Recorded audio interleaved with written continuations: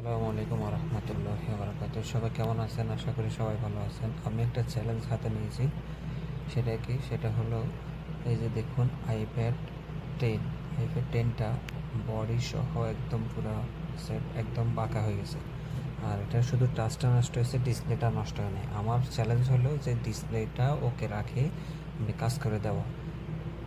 এখন শুধু টাচটা নষ্ট হয়েছে, ডিসপ্লে নষ্ট হয়নি। এখন ডিসপ্লেটা যদি আমি আমি নষ্ট করে ফেলি, আমার হাতে নষ্ট হয়ে যায়, তাহলে আমাকে জরিমানা দিতে হবে প্রায় 500 রিয়াল।